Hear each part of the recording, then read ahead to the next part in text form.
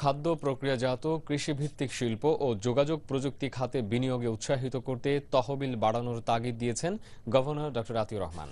রাজধানীতে আজ এক উদ্যোক্তা সম্মেলনে গভর্নর এ তাগিদ দেন। অন্যদিকে সহযোগিতা পেতে যে হয়রানি ও সমস্যা পোহাতে হয় তা তুলে ধরেন উদ্যোক্তারা। একরামুল হক সাইমের রিপোর্ট, ক্যামেরায় ছিলেন সিরাজুল ইসলাম। প্রায় এক যুগ আগে খাদ্য প্রক্রিয়াজাত কৃষিভিত্তিক শিল্প ও যোগাযোগ প্রযুক্তি খাতে বিনিয়োগ উৎসাহিত করতে সরকার ও বেসরকারি খাতের যৌথ উদ্যোগে সমমূলধন উন্নয়ন তহবিলে বরাদ্দ মেলে ১০০ কোটি টাকা। সে বরাদ্দ পেতে উদ্যোক্তাদের কি যে ঝক্কি ঝামেলা পোহাতে হয় তারই বর্ণনা মেলে এভাবে।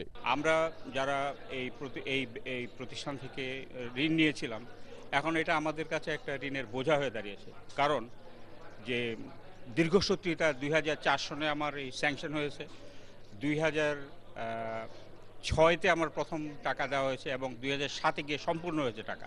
সেই টাকাটাও ঠিকমতো হয় নাই দেওয়া।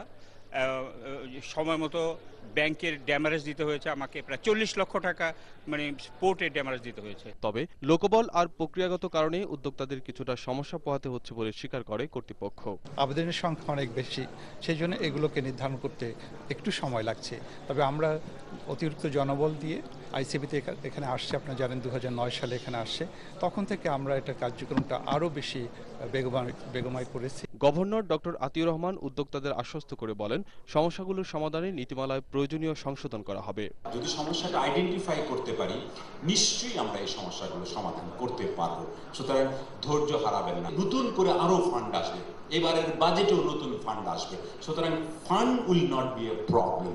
এটাকে আপনারা কিভাবে এটাকে ব্যবহার করতে পারেন এবং একটা সুন্দর একটা সংস্কৃতি দিতে পারেন, একে তার উপরে নির্ভর করবে। উদ্যোক্তাদের হয়রানি এড়াতে ইনভেস্টমেন্ট কর্পোরেশন অব বাংলাদেশের কর্মকর্তাদের সেবার মান বাড়ানোর আহ্বান জানান গভর্নর।